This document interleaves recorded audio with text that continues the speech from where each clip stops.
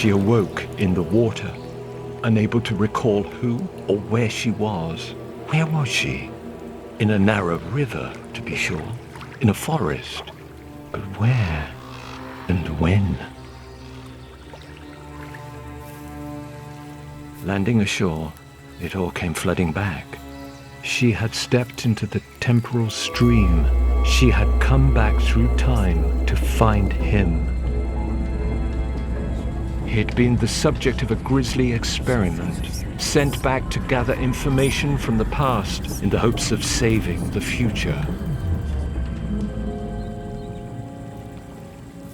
Walking back toward what she hoped was civilization, she prayed that she hadn't been followed here to this time.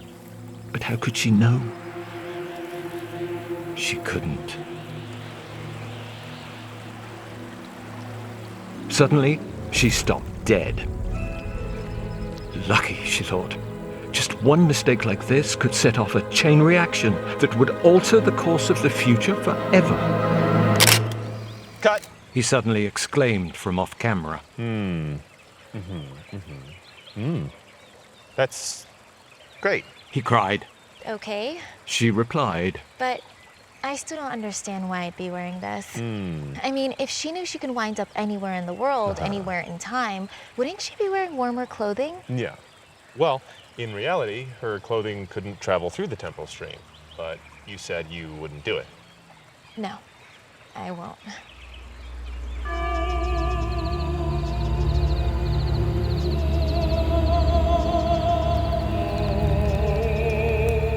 That night, as they discussed the day's filming, he suggested they sleep in the same tent. This was strictly in case of rain, for his tent had been known to leak. He said they could go over his many inspirations for the film, most notably Chris Marker's short 1962 sci-fi classic, Jetée, which he felt was pretty good for its time, though he did feel the style was somewhat derivative of his own. He mused that he'd always felt a kinship with Marker. For example, they both had singular visions, and they both loved cats. He even had a little kitty cat of his own, Christoph. He said he could go on like this for hours, and often did, and that he'd be happy to regale her with tales of his exploits into the wee hours of the morn. She replied that she needed her beauty rest. He agreed.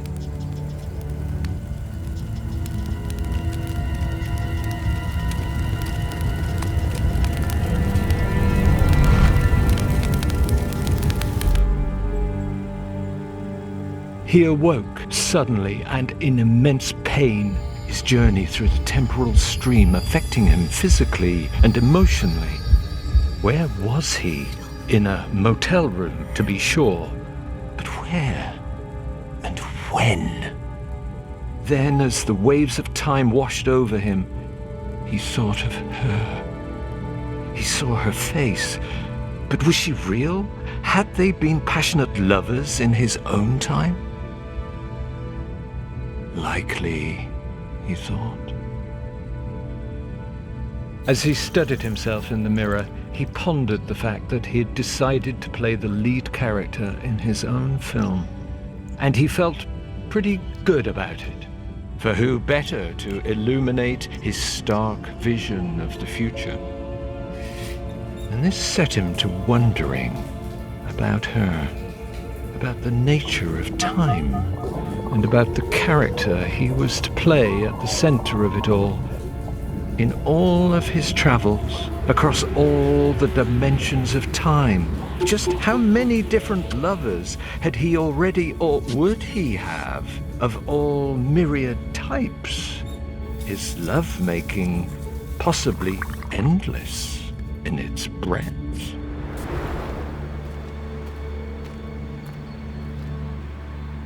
As he walked the city streets, he couldn't help but be reminded of his own time, a mere 30 years in the future.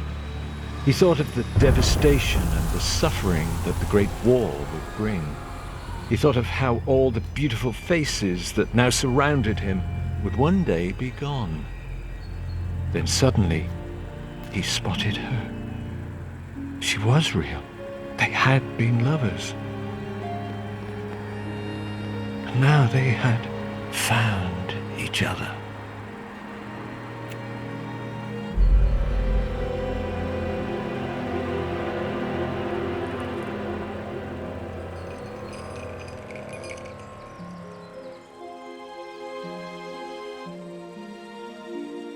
As they wandered the city, time built itself all around them. They rehashed old times that would happen in the future, once they were born, had grown up, and then met. And yet, he was preoccupied by thoughts of war and death. Then, something snapped him out of his reverie.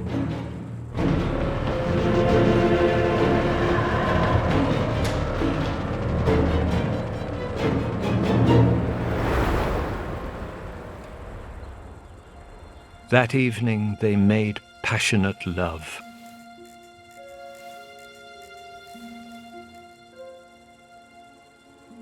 But their paradise was to be short-lived.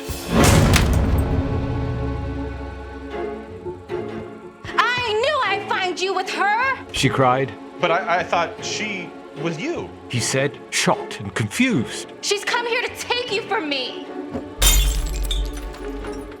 But hey, this isn't the way it has to be. I'm sure we can find some solution. No! I'd rather die fighting for you. She cried. Then, seeming confused, she paused.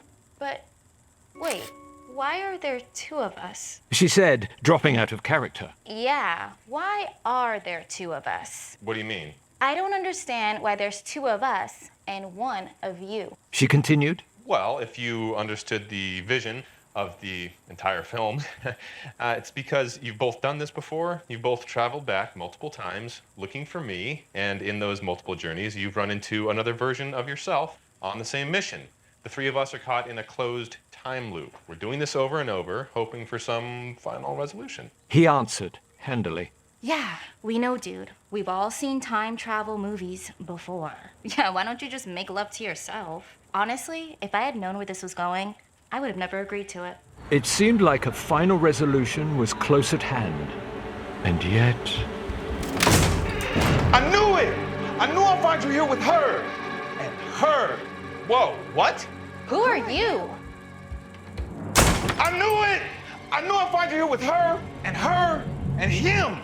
Seriously, need to know who you guys are. We've time traveled back through time. We're fighting for your love. Okay, this is really not what I had in mind, guys. He asserted vigorously. You're the one who said you had 1 million lovers across all dimensions of time and whatnot. Yeah, what the hell? All right, look. Who's making love to who here? You and us? Or you and them? Or all five of us? Or what? No! I mean, no, of course not, no. Well, somebody better figure this thing out. We're only doing this for copy and credit. Seriously, who's directing this thing?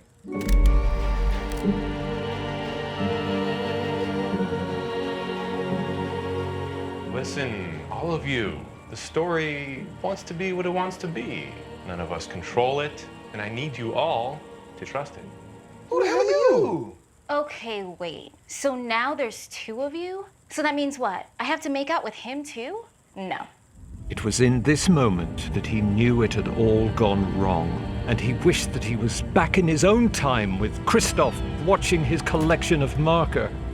It was then that he realized that all he would have to do was jump back into the temporal stream and... Nuh-uh. No way. Ain't nobody time traveling back through time again. We're all gonna stay right here and figure this out. I heard that because, I have to say, I really don't feel like my voice is being heard here. Yeah, honestly, there's gotta be a better ending than this. Right. So how about this? It's actually me who's been driving this thing all along. You mean us. Right, us. You're fighting for our love. What? No way. She makes a good point. But that approach sort of leaves us out in the cold. That's what I'm saying. Which is why it's you two who are fighting for us. Wait a sec though. Couldn't it be she and I who are fighting for each other's love? Perfect, yeah. Or he and I. Ooh, that's crazy good. No! He cried out, but it was already too late.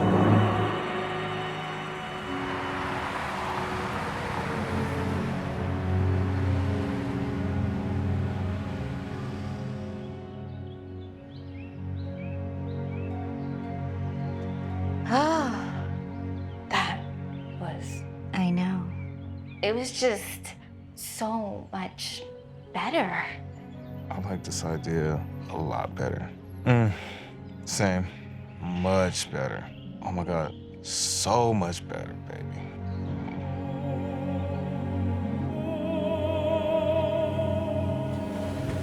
That evening, they dumped the twin directors' bodies off the old jetty.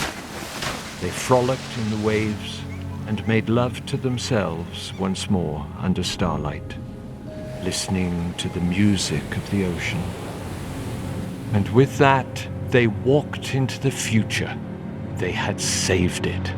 And they were pretty sure that all would be well and all was as it should be.